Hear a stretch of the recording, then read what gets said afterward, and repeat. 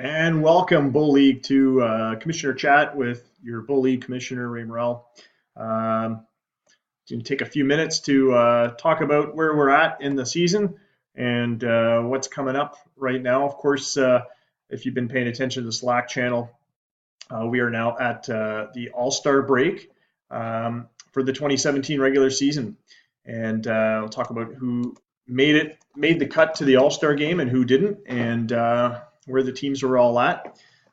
Before we go any further, you might be curious, why am I wearing an Oakland A's hat? I'm also the head coach of the world famous Oakville Baseball League's House League mosquito level A's team. My son plays on the team. I signed up to be an assistant coach, and of course, they made me the head coach. So I'm getting in lots of coaching experience, which I'm able to apply to OOTP baseball in the Bull League. Anyway, it's managing the Toronto Nomads is a lot like managing 10 and 11-year-olds in a house league, a baseball league, in many respects. Anyway, so a couple points I wanted to touch on. All-Star game. I'll give you the rundown on who's in, who's not, if you haven't seen the announcements or you haven't downloaded the league file yet. We'll talk about the transition to OOTP 18, which I think we're good to go after the All-Star break. You guys, the next league file you download should be from OOTP 18. I believe we're good to transition now. And that's pretty much it. So that's how it's going to roll. We'll talk a little bit about the rest of the 2017 season and what's happening. And with the transition to OOTP 18, we'll also touch on a couple things. So first things first, where is the baseball league, the Bull League, currently with the All-Star game? The rosters were announced. The game will simulate live here on YouTube. Thanks very much, Brandon of the Aces, for putting me onto the to a working YouTube ready broadcast app. Open Broadcaster will work fine. I was testing it earlier today. Some of you may or may not have noticed the feeds. There were some Twitter messages automatically posted. Anyway, long story short, the All-Star game will go ahead. Live sim Sunday night, July 9th at 9 p.m. On the YouTube channel. I don't know. I'm going to try running it through Stats Plus. I don't know if Stats Plus is going to update the live sim website or not, the web page or not, and whether the Slack updates will come or not. Haven't tested that out, but we'll see what happens. Worst thing is you get to watch a video, and if you don't catch it live, YouTube will archive it so you can watch it later, and you'll get the updates when you download the league file. Anyway, the All-Star game will run in OOTP 17. After the game's completed, we'll transition the league to 18. I'll post the latest league file under 18, and then you should be good to download that league file and in OOTP 18 and join the fun. And if there's any issues, we've got a whole week to sort it out next week because the next sim after Sunday isn't planned till the following Sunday. So who's on the All-Star team? Well, there was a number of votes for people that were injured, sadly. In the Lake League, we've got Ron Alder of the Kingston Cannons, 7-3 this year with a 2.26 ERA. He's a fairly good starting pitcher. Brett Gilbert from Chicago, 6-4, 3.45 ERA, 1.16 WHIP. Another decent pitcher. Knuckles Malone from my team. Yay, Knuckles Malone. Thanks all the GMs for voting him in. He 7-2, 213. He had a couple losses, not doing quite as well as Jose Soto or Judson Martel. Interestingly enough, I was reading about Judson Martel. The surname Martel means to hammer something, like a smith or something. It's a Germanic word. Anyway, Martel hammering away at batters in the Lake League. He's 7-1 with a 1.29 ERA for Montreal. Sad that we lost our Montreal GM. The Montreal team's been doing apparently fine without him, though. Apparently, what the hell was that? Gunshots on my street. Martell, 11.5 strikeouts per 9 innings. I don't think too many starting pitchers can beat that. Although we do have a closer also making it to this All-Star game who's got a better ratio, but he is just a closer. Ricky Nogler is our fifth starter from New York, 5-2, 196 ERA. All these guys are phenomenal pitchers, and it's going to be, I'm going to guess, a low-scoring All-Star game, despite some of the offense, the bats that are coming in. Closers, the relievers and closers include Jesus Carrillo from Boston, 1-0, 14 saves, 0.83 ERA. That's and an 0.83 whip. So that's some phenomenal pitching there. Alex Maldonado from Toronto, 4-1 with a 1.11 ERA, 0.99 whip. Chris Kimbrough from Ohio, looks like he's 2-0, 15 saves. And Everett Wiesenthal from Battle Creek. I think that's Battle Creek's only player making it to the All-Star game. But he is a really good reliever. I think he's one of the top-rated relievers. He doesn't get as many saves as he could if he was on a winning team, but still he's done 13 saves. That's not bad. Our catchers for the Lake League are Mike Jennings from Battle Creek. Excuse me, there is another Battle Creek player in there. Batting 185, but with his 14 home runs, that put him in a good spot for the catcher slot, second catcher slot. Gula Kareem got the most votes, the Toronto catcher, who's actually been doing something at least for my team. He's not doing too badly. Batting 279, 4 homers. His WRC plus of 134 has really helped the team because most of the Toronto players are below 100 with the WRC plus. Bill Ross from Boston is a catcher, but he's in there as a DH. 253 he's batting with 13 home runs, and he's doing quite well. Garth Goyle and Zenjiro Suga are the two first basemen. Goyle from Ohio, Suga from Rimouski, both batting in the 290s and both with mid-teens home runs. Goyle has 14, Suga has 15. A little bit higher WRC plus for Suga on account of his better slugging percentage. The two second basemen are Dusty Edwards from Detroit, Francisco Arazo, longtime infielder who's been around the league. I think this is like All-Star game number 15 or something like that for him. The Kingston second baseman. Arazo probably a shoe-in for the Hall of Fame if and when he decides to retire. This year he's not having as good a year as he's had in the past, but he's doing all right. He's batting 260, 4 home runs. Can't really complain. Our two third basemen, Alan Isamo from Rimouski and Hoshi Mizuguchi from Montreal, both of them with double-digit home runs. The two shortstops, Roberto Castro from Chicago, Jake Jett from New York.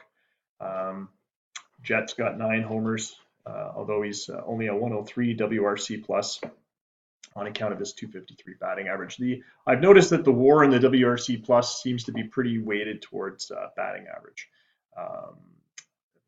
WRC plus, it's literally weighted runs created plus. So, and it takes into account the league averages, league averages in a lot of stat categories. I can't remember which ones now. It's not a stat quiz, but Jake Jett 253, Roberto Castro with the 288 average with a slightly higher WRC plus. Our outfielders for the Lake League, Jose Ramirez from Montreal. He's listed as injured in the mail, but I believe he's only out for a couple more days. He's actually back now. When the email was posted, it was July 12th. The game is now on July 15th, and he's showing that he's not injured. He's available. He's having a phenomenal year, batting 353. I believe he's one of the top hitters if he's not in the top slot.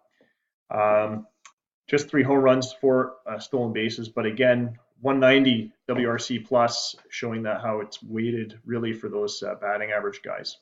Guys that get on base tend to create runs, and so I think that's the theory behind the weighted RC plus being so favoring the batting average. Brad Bogus from Ohio, he's made the cut. Tony Cruz from New York, he's made the cut. Both of those guys batting over 300. Hugo Gonzalez from Rimouski batting 284. He's in there. Corny Mays from Ohio, 282. He's in there, and Angel Bayan from Boston. Not a lot of Boston players though they're doing quite well this year. I think only 3 players that made the All-Star team. Which, if you think about it, 25, 26 players. There's only 10 teams in the league. Every team should be contributing 2.5 to 3 players per team. So Boston's around average. Above average teams obviously contribute a few more. Battle Creek's got 2, amazingly enough. Toronto's just got 2. We've really only got 2 guys doing anything. All right. So the American Eagle League All-Stars include Rich Ojeda from Denver, 5-2 with a 1.69 ERA. Connor Pierce, I believe Connor's a first-time All-Star from Seattle, 6-2 with a 3 ERA. Sounds like a high ERA, right? But his WHIP 0.93. He was a vote getter for sure. 2.0 WAR. He's having a great season. Aaron Reed, another Seattle starter. He's having a pretty good year. He was at 2.12 ERA at the time that he was put into the list on July 12th. 6-3 record. He's now improved to 7-3 with a 1.96 ERA, so he's having a pretty good season as well. Ricky Rodriguez from Jacksonville, he was listed as injured, but he's now available. Rodriguez is, again, one of the top pitchers in the league. He's 8-1 this year, 1.99 ERA, and 3.7 WAR already for a pitcher. Jose Soto, Rookie of the Year potential. Sandy Koufax Award potential. So far undefeated at 9-0. He was 8-0 in the message July 12th, but since then won another game. So what a season he's having. That was a good catch by Brandon to be able to grab him as an undrafted free agent. We really did solve the pitching problem, I think, with adding those handful of 20 or 30 free agent starting pitchers. The draftee pitchers not ready for prime time yet, so it was good to get a few good pitchers into the system. Boy, did Anchorage really luck out in grabbing Soto. He's so far moving the needle, as they say, in the AEL pitching department, and certainly helped out to Anchorage quite a lot. The relief pitchers are Jerry Long from Anchorage as well, 3-1 with a 3.34 ERA. Doesn't sound like much, but his WHIP 121 is enviable. Anything below 150 is a pretty good WHIP. 9.7 strikeouts per 9 innings. So that's all you really ask for from that's all you really ask for from a relief pitcher, is to get an average strikeout per inning that he play, and Long definitely delivers on that. Jalen Carlier from Arizona. He's one of the few Arizona players to make the cut. 2-0, 10 saves, 1.82 ERA. It's funny, these teams that are struggling, like Dallas and Arizona, and in the other league, Battle Creek, they seem to have great closing pitchers, but that's pretty much all they have. So Dallas, John Courteau's in there. He's got an 0-1 record, but 8 saves, a 2.28 ERA, which is well below league average, and 12.9 strikeouts per 9 innings. So he's doing quite well there. And finally, Andy Myers from California, 0-4 for a win-loss record, but 14 saves, and again with the low WHIP and 7 strikeouts per 9 innings, averaging about a strikeout per inning. The 2 catchers in the AEL, Dao-Ji Ling from Calgary, Earl McPherson from Norfolk. McPherson having a pretty good year overall, 14 home runs and 147 WRC plus. The 2 first basemen, I believe, were, look here because there's 4 first basemen listed. Well, I'll just go through them all. 2 of these guys were actually voted in as DHs. We've got Jim Leahy from California, batting 387, 16 home runs. I believe he was one of the DHs, and Takeo Otomo was the other DH. from Anchorage, batting .311, 25 home runs to lead the league. Since that was posted, he's added 3 more, incredibly enough. I believe he's getting Player of the Week as well. So Takeo Otomo, 28 home runs now, 53 RBIs, still batting in the teens, 316 is his average. So yeah, what an incredible player Otomo is, and the guy's 37. That's the thing that floors me. He's 37. I don't think. I think by the time I was 37, there's no way of swinging a bat. That's for sure. Chris Pratt of Anchorage is the voted in as a first baseman for type first baseman, if that makes any sense to you. Batting .315 right now, 6 home runs, 31 RBIs, and Logan's Run from Calgary also made the cut. The 2 second basemen, Section Attack, another Anchorage Aces player, and Bill Brewer from Nevada. Brewer Nevada's been struggling during the year, but he's really pulled out all the stops. He's a young guy, 324 average, home run, couple stolen bases. He's got a lot of potential, this guy, a lot of upside to Bill Brewer. His first All-Star game, so congratulations to him for making it in. Dusty Edwards, Francisco Arazo, sorry to talk to about the Lake League. Section Attack, Bill Brewer. The third baseman were Israel Medina, Calgary, and Jose Torres from Nevada. Torres, interestingly enough, was I think just recently acquired. Was he not? Yeah, he was on my team for a little while. I can't remember where I got him from now, but and then he.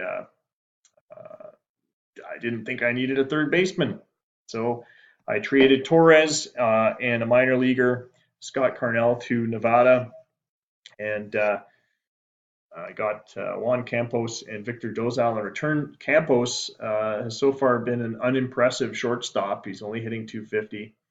He spent some time down in AAA. So definitely the better of that deal was Nevada getting Jose Torres, and good for you, Nevada, grabbing him. Anyway, he's made the All-Star cut. Celestino Caparica for Dallas. I think that's only the second Dallas player to make it into the All-Star game this season. He's one of the shortstops. The other shortstop is Danny Sanchez, Golden Boy Sanchez, batting .394. Just finished that incredible hit streak. I think a 24-game hit streak. So what a season he's having. Oh no, that was Hitero. Sanchez had the 21-game hit streak. Well, either way, Golden Boy Sanchez having a great year, and phenomenal. He was almost guaranteed to get into that All-Star game anyway. Yeah, 21-game hit streak for Danny Sanchez. That's what it was. Hitero was the other guy that he had a longer one. Interestingly enough, Hitero didn't make it into the All-Star game. But anyway, back to Danny Sanchez, batting .394, 7 home runs, a .204 weighted rate, runs created plus, and a 3.9 WAR. Clearly one of the contenders for the MVP award for the AEL this year. Caparica not doing quite as well. 5 homers, batting .313 for Dallas. Dallas doesn't have a GM, so who cares? Glenn Reese for Denver, and he's a left fielder. Danny Buccio for Denver, center fielder. So Denver, Troy, you got 2 fairly decent outfielders into the All-Star game this year. Reese, veteran guy, batting .294, 9 homers, a 141 weighted runs created. Danny Buccio, we were struggling because the votes were so widespread with the outfielders, especially in the AEL. I don't have the vote screen up, so I can't tell you what they were, but you can look it up on Stats Lab. But he seemed to be a guy that he stole bases. He had a fairly decent on base average. His BA is only .223, but 3 homers, 9 stolen bases, .64. Were there better guys out there? Probably. But commissioner's vote counts. So I took the Danny Buccio option. He's a young fella. It's his first All-Star game, and I think he's going to do quite well, especially fairly good defensively as well. Anchorage had another 2 guys make it into the All-Star game. I think that's some kind of record, although I hadn't been counting. I think they're up to 7.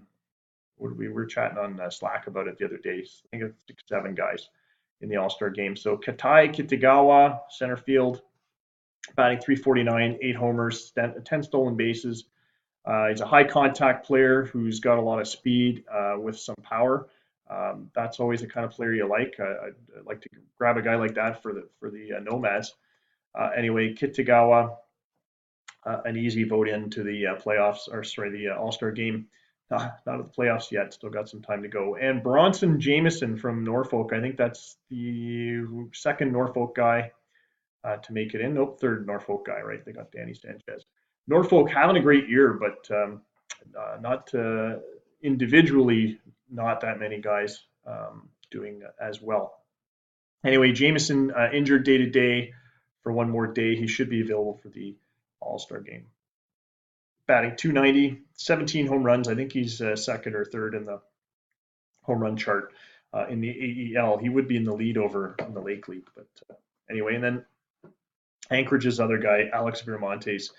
Viramontes, stellar outfielder.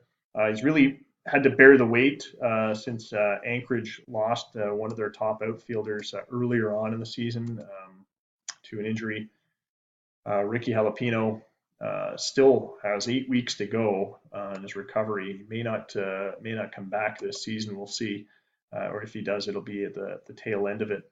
But Viramontes doing quite well, supplementing that 10 home runs, 282 average, and 51 hits, 33 runs. He's doing great. He's having another stellar season. So that's the rosters for the Lake League and the AEL, American Eagle League, for the All-Star Game 2017. All-Star Game, as I mentioned, will take place live on YouTube Sunday, 9 p.m., July 9th. Hopefully everything works well. If we don't get audio, at least you'll see the video. And I haven't decided whether I'm going to give a running commentary or not. It's a busy time of the night in the commissioner's household here, so may not get to do a live commentary, but that's fine. You don't want to hear me yapping anyway. Just watch the game and enjoy the banter and Slack. What else? So after the All-Star game, we're going to transition to OTP 18. I think we're going to kill the Oceanic League at that point. We will kill the Oceanic League.